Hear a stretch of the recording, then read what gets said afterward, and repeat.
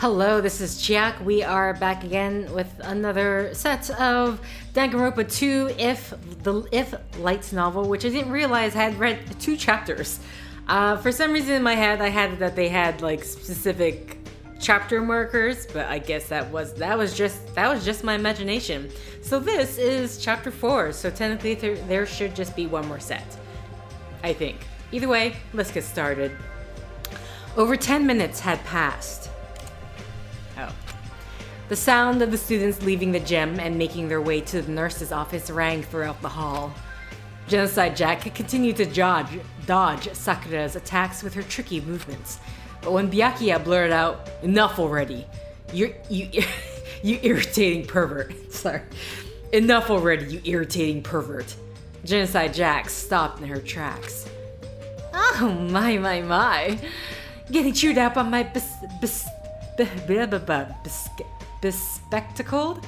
Getting chewed up by my bespectacled Byakuya is making my masochism all tingly. They say the line between sadism and masochism is paper thin, but in my case it's more like a Venn diagram. Words cannot explain these hot waves of passion squirming from the top of my head to the tips of my toes. As she rambled incoherently about Byakuya, the other students tied her up with a microphone cable from the gym and locked her in her room. Half the students stayed behind to keep an eye on her, while the rest left to search the grounds of the school. As soon as the door to the nurse's office opened, Kyoko saw a non-functioning Monokuma with a hole in his chest and the remains of surveillance camera. It wasn't just in the nurse's office, though. On their way there, the students had seen several destroyed surveillance cameras and scattered Monokuma bodies. This was a clear violation of school regulations, but if Mukuro was allied with Monokuma, those regulations wouldn't apply to her. Okay. What kind of... are you sure at the same time, though, like, if there's destroyed Monokumas, that doesn't mesh with that logic, but whatever. Whatever you guys want to think, whatever you guys want to fit for your, whatever you want, your agenda. The Monokuma inside the gym was no longer moving, and the students had lost contact with the hacker, Bishiki Madarai. So the students assumed, that's why. So the students assumed that Madarai had taken control of a different Monokuma and went after Mukuro on his own. With that in mind, Kyoko turned and looked inside the nurse's office once again. It was unusually quiet. The beds were empty, but Kyoko could see from the bloodstains that someone had been resting there recently. Wait, who's speaking? Looks like they're already gone, Mondo remarked, but as he was about to leave, Kyoko spoke up behind him. I'm going to stay here with Chihiro and search for clues. Huh? Asked Chihiro, her timid eyes widening. Clues? Kyoko continued to speak in a calm tone of voice.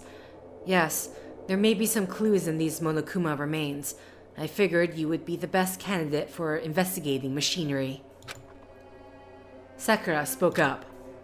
But isn't that dangerous? Since Sakura could clearly hold her own in a fight with Mukuro, she had joined the other students in searching the school grounds.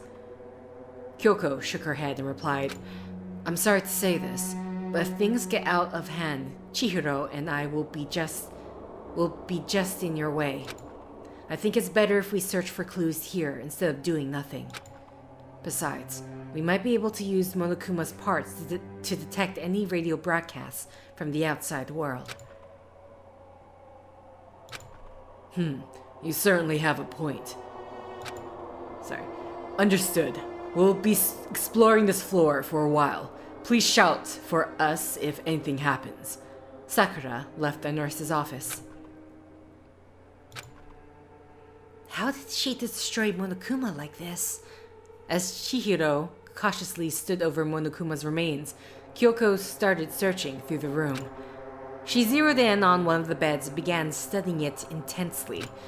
A moment later, Kyoko was satisfied with what she found and let out a small sigh before she spoke. Chihiro, let me apologize to you in advance. Huh? I dragged you into this gamble of mine, so if anything happens, run out into the hallway and call for help. What does that mean? But instead of answering Chihiro's question, Kyoko started talking to one of the empty beds. Let me say this first. I'm prepared to hear your story. No matter how ridiculous it may sound, I promise not to decide if it's a lie or the truth until after I've listened to it in its entirety. Chihiro looked confused.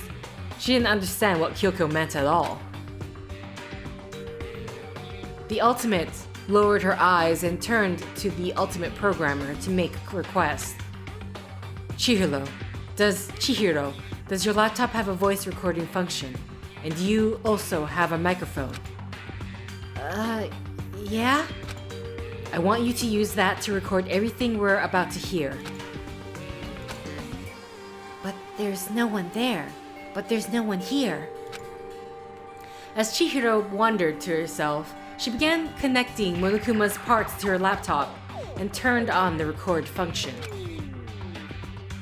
I'm sure we'll pick up every sound in this room now, said Chihiro nervously. Satisfied, Kyoko nodded and once again started talking to the empty bed. So what were you going to do if I told...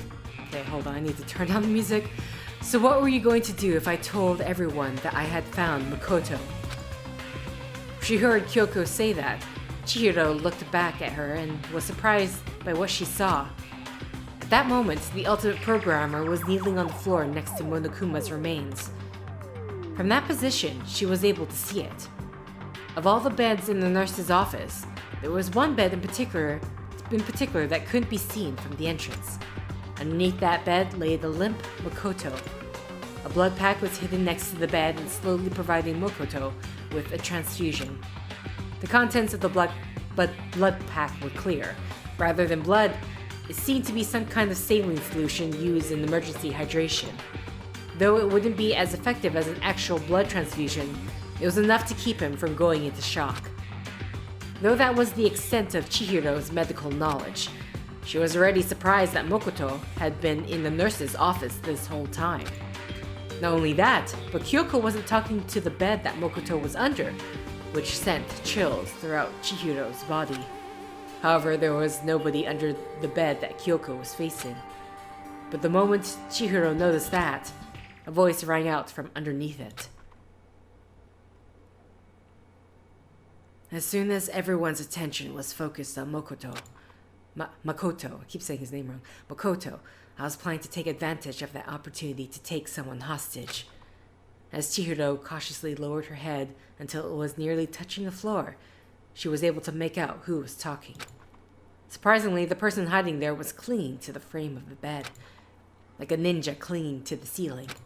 Presumably, if someone had glanced under the bed quickly, they wouldn't have noticed anybody was there, though Chihiro had no idea how the person was able to hide under the bed for so long. She could at least understand that their strength was beyond normal human levels. There was no question that the person hiding under the bed was Mukuro Ikusaba. But you pretended not to notice. Why? Mukuro's voice was cold as ice, but Kyoko didn't even flinch as she responded. Because I wanted to hear your side of the story. I knew you were hiding under that bed. Compared to the others, the frame was slightly more pronounced. Chihiro tried comparing the beds to see if this was true, but she couldn't tell the difference at all. Only Kyoko's natural observation skills could let her see something like that. Mukuro seemed to come to a similar conclusion and appeared from under the bed without making a sound. Her face was stoic and cold. Compared to the bomb inside Monokuma, Chihiro thought she was even more terrifying. However, Mukuro ignored Chihiro and shifted her gaze at Kyoko. She leaned against the wall and let her arms fall to her sides as she threw out another question. Why do you want to hear what I have to say? Kyoko thought about this simple question for a while, as if she were searching within her own heart for the answer. If I have to provide an answer, it's because I wish to remain neutral. Kyoko quietly looked down. I'm currently missing most of my memories. I don't know who I am, or what talent I had to be accepted into this school. She could hear Chihiro gasp behind her, but Kyoko didn't mind and continued. But even so, I believe I should listen to what you have to say. Regardless of whether you're good or evil, I must hear all the facts in order to know the truth. Good and evil don't matter. I'll come to a conclusion based on what I see and hear. I think that's the methodology that's been instilled into me. I see. I completely forgot you were like that, Kyoko. But before I listen to what you have to say, I'd like to ask you one question first. What is it? Mukuro's reply was completely emotionless. Kyoko presented her question as if she were asking it of herself as well. What was my talent that allowed me to attend this academy? The answer to that question was simple. Kyoko, you're the ultimate detective. That answer marked a turning point for both girls. Thank you. I have a better understanding of the situation now. Kyoko slowly raised her head and presented a theory. If my memory loss wasn't just a coincidence, then your group has the ability to erase people's memories. With that in mind, if we take into consideration the situation that unfolded in the gym earlier, I can only come to one possibility. Possibility? Yes. What you said to Byakuya when he thought you were taking Toko hostage. You claimed that they met 2 years ago. It's possible that might actually be true. The fact that Makoto called out Mukuro's name, the things that Mukuro confirmed and denied, Genocide Jack's outlandish claims. These key factors that Kyoko noted using her special observation skills were converging in her mind to form one answer. It's possible that Byakuya and Toko's memories were also erased like mine, but I don't think their circumstances are quite the same as mine. But if our memories can be controlled so freely, it calls into question whether the day Monokuma appeared was really the same day we entered the academy. Like you said, it's possible that we've known Toko Fukawa for the last 2 years. What do you mean? Chihiro cried, still working on connecting her laptop to Monokuma's parts. Kyoko continued, speaking to both Chihiro and Mukuro. We thought we were knocked unconscious with sleeping gas the moment we arrived at the school. But it's possible that we were simply made to think that's what happened. For example, we may have already spent the last 2 years at Hope's Peak Academy, and our memories of that time were completely erased. It's even possible that we aren't even ultimates at all, just random people who have been implanted with 16 years worth of false memories. Though Kyoko's claim sounded ridiculous, her face was completely serious. She looked at Mukuro once again. Which means I'm considering the possibility that your crazy story is actually the truth. Kyoko's declaration filled the room with silence. But she didn't let that silence overwhelm her. Kyoko cut through it with her own words. Without evidence, all I can do is make hypotheses. That's why I want to hear what you have to say, Mukuro. I have no intention of blindly believing what you're going to say, or what the self-proclaimed hacker who took over Monokuma said. She paused and lowered her eyes again, then declared with powerful determination. Even so, I intend to come to conclusion as fairly and objectively as I can. But I can only do that if you trust me and tell me the truth. Kyoko's conviction was clear from her voice. Mukuro's eyes narrowed slightly, and a tapestry of emotions flashed across her face as she looked toward Kyoko. But when she opened her mouth, her expression and voice were completely devoid of emotion. "That's right. I completely forgot you were like that." Mukuro repeated this to herself softly, then faced Kyoko and declared, "That must be why Junko took care to erase more of your memories compared to the others." "Very well. I'll tell you everything." And after Mukuro placed Makoto back onto the bed, she began to mechanically tell a story. The story of a girl who wanted to fill the world with despair. A girl who only felt truly happy when she was filled with despair herself. A plan for despair that began 2 years ago, or perhaps even earlier than that. How the world was currently ruled by despair itself. Mukuro provided a brief summary of everything she knew about the plan. That's why it sounded even more outrageous than Kyoko had expected. And through her story, Kyoko was able to learn the truth about herself. Who she is, and why she came to the academy. The fate of the academy's real headmaster, Kyoko's father. As she listened to Mukuro's story, Kyoko remained silent the whole time. Her face went blank when she learned her father had died. Perhaps her memory loss and the absurdity of the situation helped lessen the impact somewhat. But there was no guarantee Kyoko would even believe her story. After Mukuro's finished speaking, Kyoko stayed silent. With her unrivaled mental prowess, she was able to listen to Mukuro's story without interrupting her or dismissing it as nonsense. Mukuro continued. "You don't have to believe me. After all, any pictures that could prove my story are with Junko. All I can do is talk."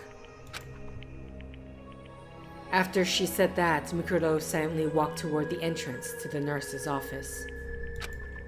When she arrived at the door, she spoke again without looking back. "But even if you don't believe me, you listened to everything I had to say, so... Kyoko, Chihiro, thank you." After apologizing in such a strange tone of voice, she turned to the bed where Makoto lay, breathing weakly. "Make sure Makoto stays rested.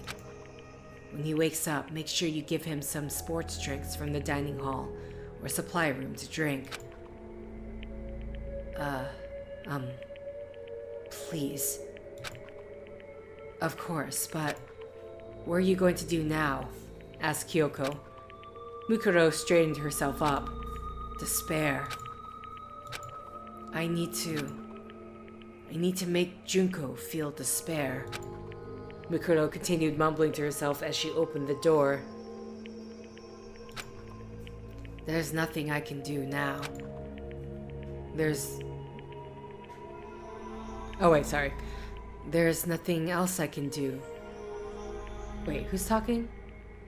"There's nothing else I can do." "No, there is something you can do." Mukuro stopped walking as Kyoko spoke firmly. "Regardless of whether Monokuma is really Junko Inoshima or Bishiki Madurai, if you're dealing with him, we won't be able to lay a finger on Makoto. He won't be able to lay a finger on Makoto.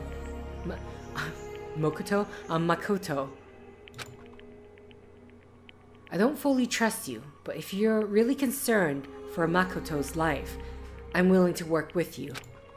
Unlike Bishiki, who's probably abandoned him already, right? I'm sorry. I don't really work well with others." Mukuro looked away, then bowed her head as she left the nurse's office. "But, I'll do my best." The doors closed, and Mukuro was gone. "I'm sorry for involving you in something so dangerous, Chihiro." As she continued to organize the vast amount of information that Mukuro gave her, Kyoko turned to Chihiro, who was still working on Monokuma. As she trembled with fear, Chihiro slowly looked back at Kyoko. Kyoko? About what Mukuro said just now. Chihiro's face turned pale as she struggled with her words, and Kyoko tried to calm her down. We can't determine if anything she told us was true or not. There's no need to be afraid. But Chihiro shook her head and returned to looking at her laptop. I think she's telling the truth. What are you basing that on? Well, it looks like Monokuma is really being controlled from the outside. Part of Monokuma's systems has been connected to... Part of Monokuma's system had been connected to Chihiro's laptop, and she was analyzing the data within its control system. And it was then that the ultimate programmer noticed something unusual about it. This control program... I thought it would be another year before the system became fully operational. Chihiro started trembling so much that she was unable to continue speaking. We can't confirm that, said Kyoko, proposing another possibility to avoid jumping to conclusions. It's possible that a similar program was being developed in secret. But Chihiro adamantly shook her head and said, No, that's not it. It just looks really familiar to me. Kyoko looked over Chihiro's trembling shoulders to peer at the screen. And that's when she noticed this program. Chihiro, did you create this? All the ultimate programmer could do was nod weakly. Okay, so while this, right now, I really just want to look up when the next chapter is. Okay, so if there's a cut, it's because I had to look up. I want to really make sure where this chapter ends. But either way, let's continue on. First floor, main hall. Mukuro continued to move forward and was fortunate enough not to encounter Sakura or Mondo. With no interference from anyone, she made her way to a hall as large as the gym and stood before the sealed main entrance. Suddenly, Monokuma popped out from the shadows to block her path. Within this hall that resembled a nuclear bomb shelter, replete with all manner of heavy weaponry, Monokuma's silhouette was conspicuously out of place here. His laughter rang throughout the room as he wiggled his body from side to side. What were you doing at the nurse's office? Did you eliminate your rival for Mokoto's affections? Or did you help play matchmaker instead? Either way, don't you think it's kind of adorable to put Mokoto and Kyoko in this kind of situation together? If this were a suspense film, those two would be the last couple standing. But if this was a horror film, they just die anyway. The killer was alive all along. Splat goes the blood, plop goes the meat. I'm a huge fan of endings where the characters think they're going to live, but they're really headed to a final destination. What? Wait, what the hell is this destination? What does that even mean? Despite Monokuma's angry complaints, Mukuro remained unperturbed. She continued to stare icy daggers at Monokuma as if she were waiting for him to finish speaking. Well, anyway, I'm just so sad right now. A regulation-breaking delinquent is disrupting the harmony of this peaceful academy. I can't even keep one of my students from running wild. Time to say goodbye to your incompetent headmaster. I'm going to use Monokuma evolution to become a big magnum headmaster and mold you into a decent student. As soon as he said that, Monokuma extended his claws and waddled toward Mukuro. So if I'm going to mold you, then I gotta kill you first. Right as he finished speaking, Monokuma suddenly charged at Mukuro like a spiked volleyball. But Mukuro was faster and dodged Monokuma's attacks. She jumped back, keeping her distance from Monokuma just in case his claws could extend even longer. Just then, a shadowy figure appeared next to her. Mukuro twisted her body to its limits and just narrowly evaded the figure's attack. When she landed on the floor, she immediately saw. So what does the immortal killer want anyway? Are you going to tell the others the truth and escape with them? Even though you know what the outside world is like right now? Two Monokumas were speaking to Mukuro in unison. Honestly, I don't mind if you do that.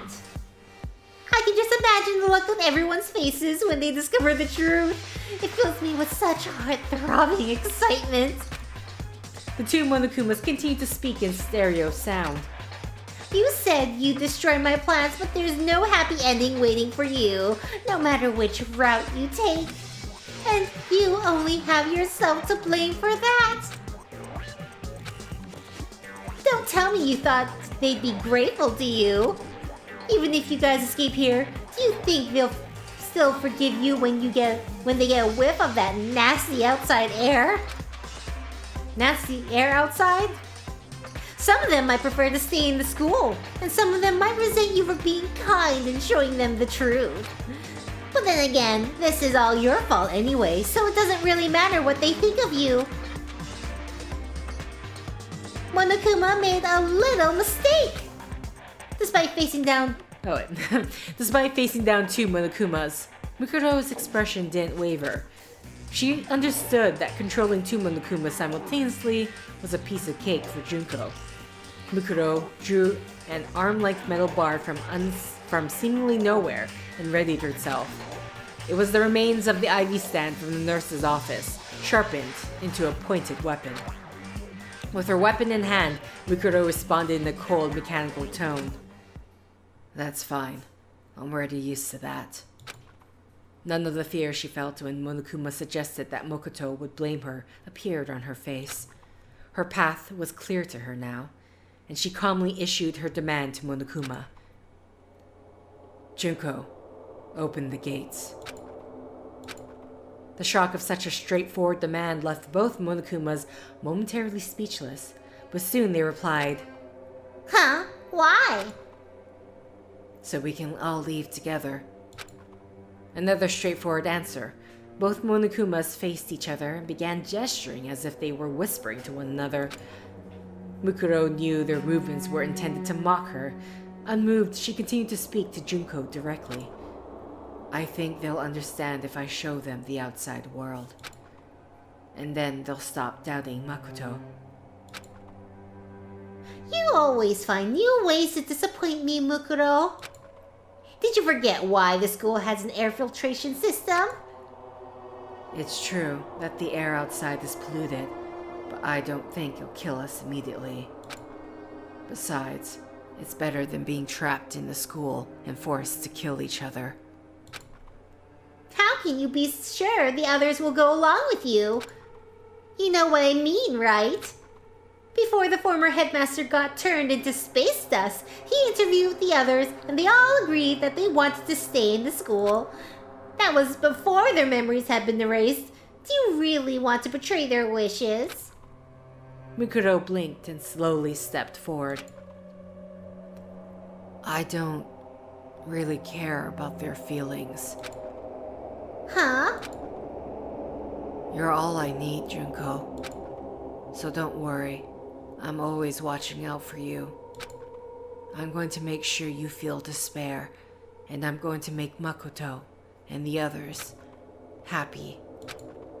If you want to revel in your own despair that badly, then I'll trust the hope Makoto gave me and take my chances with them instead of you.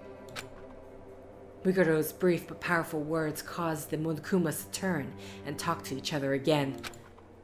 Oh my, this doesn't look good at all, Monokuma, eh?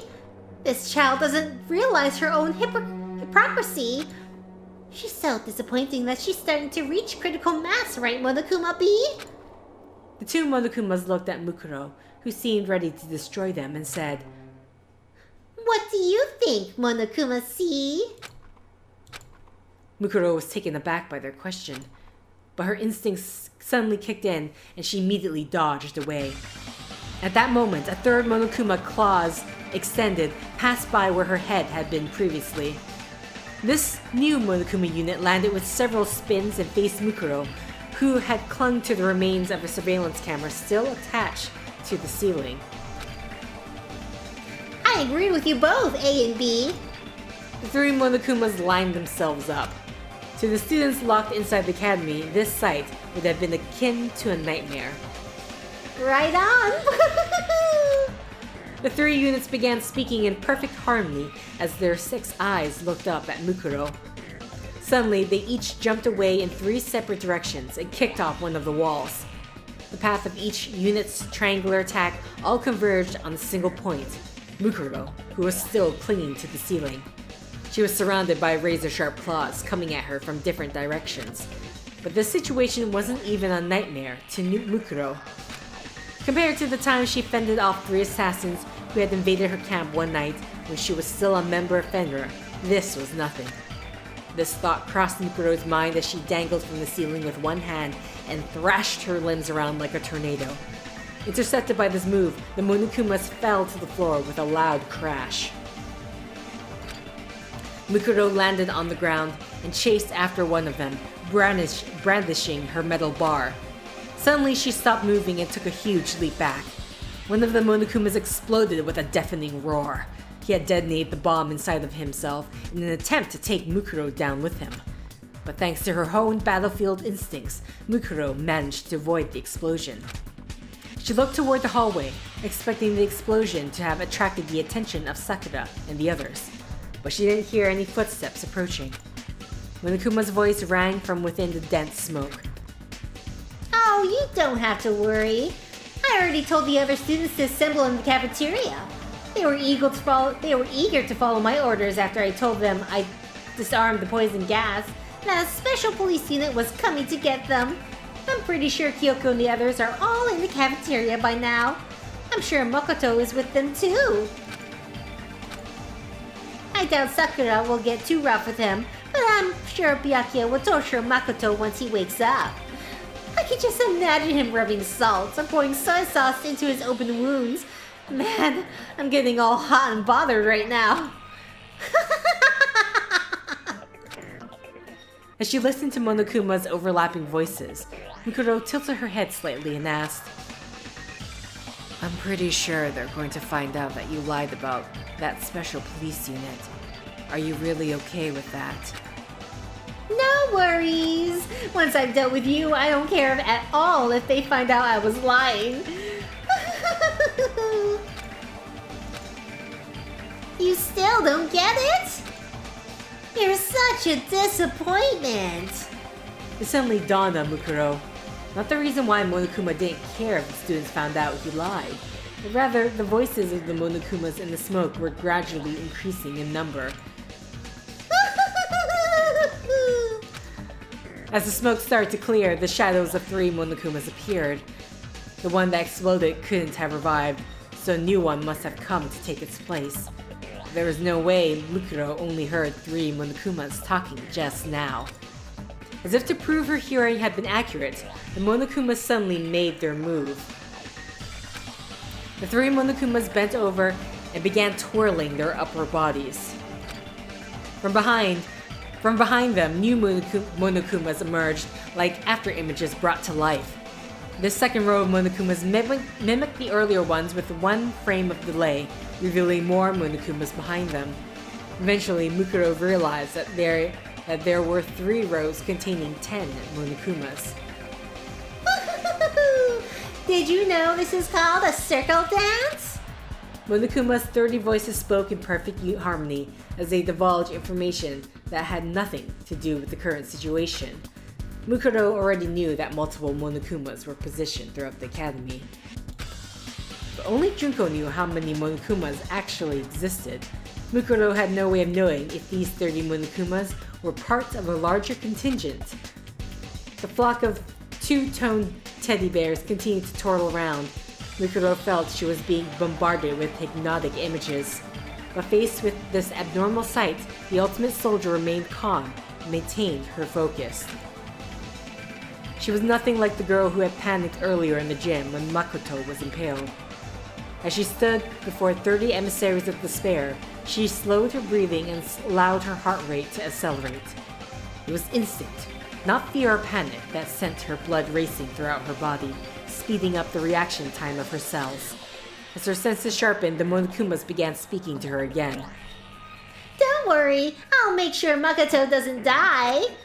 As long as everyone lives, I can reset their memories as many times as I want.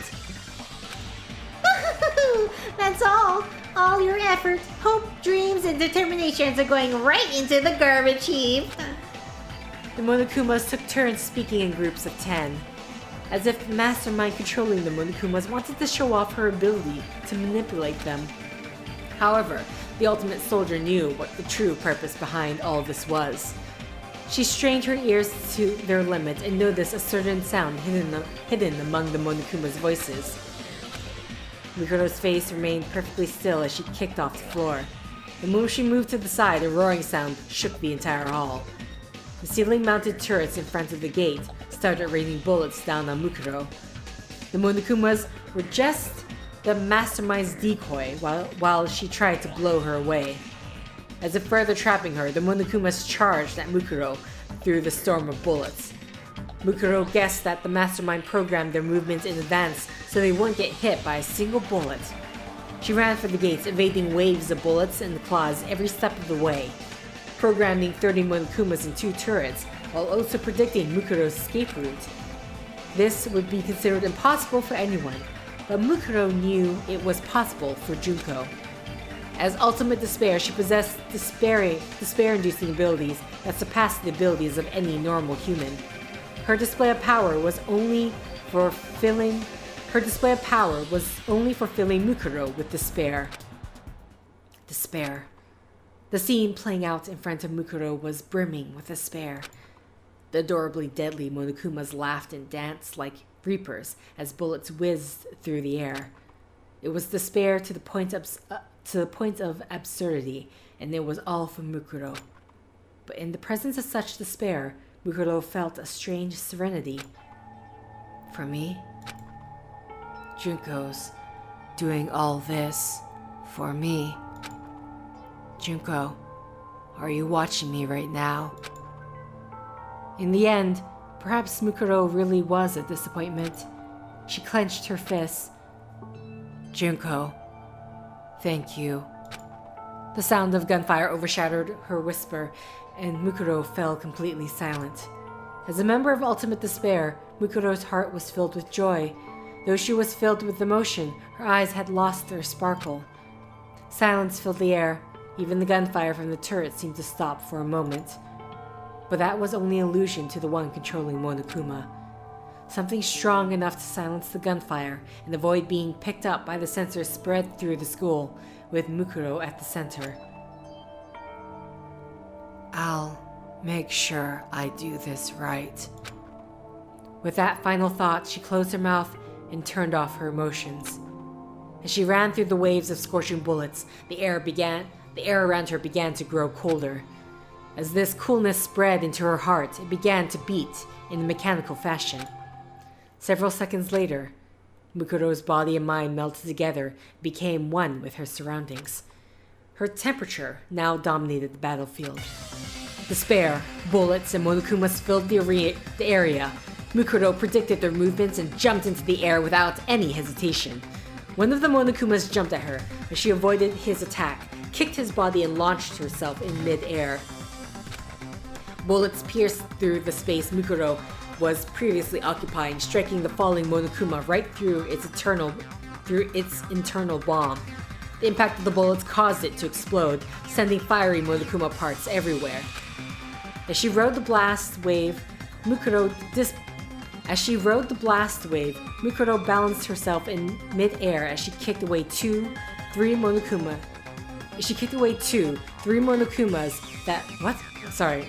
As she rode the blast wave, Mukuro balanced herself in mid-air as she kicked away three Monokumas that leapt after her. She moved so gracefully, she was practically flying. In contrast, the Monokumas threw themselves into the path of oncoming bullets, exploding one after the other. Some of them exploded near the main entrance, but their blast didn't even leave a scratch. With full control over the entrance hall, Mukuro evaded bullets and confirmed that the bombs inside Monokuma weren't enough to destroy the door. But she refused to stop. Mukuro needed to get information on what she must do to escape the academy. She had no desire to kill Junko. Mukuro wanted to fill Junko with despair by instilling hope into the future of Makoto and the other students. That was Mukuro's ultimate goal. Get information. In contrast to her determination, her mouth stayed silent. But this did not mean Mukuro was not currently speaking to Junko. This situation, this battle of death and destruction, was a conversation of sorts for Mukuro. All she knew how to do was fight. She thought she wasn't interested in anything else. She thought she didn't need anything else. All Mukuro needed was to be a sword to fulfill her sister's desire for despair. That purpose alone was the crux of her existence, and she lived her entire life convincing herself that she couldn't do anything else. That's why power was like a language to Mukuro. A battle to the death revealed more about her heart than mere words ever could. Her words were in the winds of savagery that blows across the battlefield, uprooting others who also speak the language of violence. This was true even against her sister. When Junko would berate her sister, Mukuro couldn't talk back. All she could do was cower and apologize profusely. But it's different now. For the first time, Junko was using a language her sister actually recognized. The child of despair who tore the world apart was speaking to her sister with the language of power. Mukuro's heart filled with joy. For that reason, she strengthened her focus on her conversation with Junko, and that emotion began to gradually disappear. On this frigid battlefield, Mukuro continued her heated conversation. Endless rounds of despair fired from the school turrets. But Mukuro's words intercepted every last violent shot that threatened to shatter her body and mind in half. She quickly realized that the Monokumas hadn't decreased in number at all, no matter how many she kept destroying. Not only that, she noticed that more Monokumas had been joining the fray until there were nearly 50 of them for Mukuro to fight. But Mukuro's resolve wouldn't break so easily. As she continued to wield power, her heart began to fill with something that was neither hope nor despair. She learned despair from being abandoned by Junko, and she learned hope from her acts of violence. For Mukuro, who had no interest in the world, the small space in front of the gate was a reflection of her life, a representation for her perfect world. This disappointing girl, filled with endless disappointment, who knew of no other way to live, continued her lonely dance. She surrounded herself to the rhythm of despair, which accompanies the music of hope. Okay, and I'm going to assume that is the end of this chapter. Oh, shoot, sorry. So, that was chapter 4. And next time, we will continue with the last chapter and the epilogue. I'm assuming the epilogue, I'm hoping the epilogue isn't extremely long, but remembering from the games themselves, they were extremely long. Either way, thank you for liking if you liked, thank you for commenting if you commented, thank you for subscribing if you subscribed, thank you for simply clicking on this video. Until next time, guys, see ya!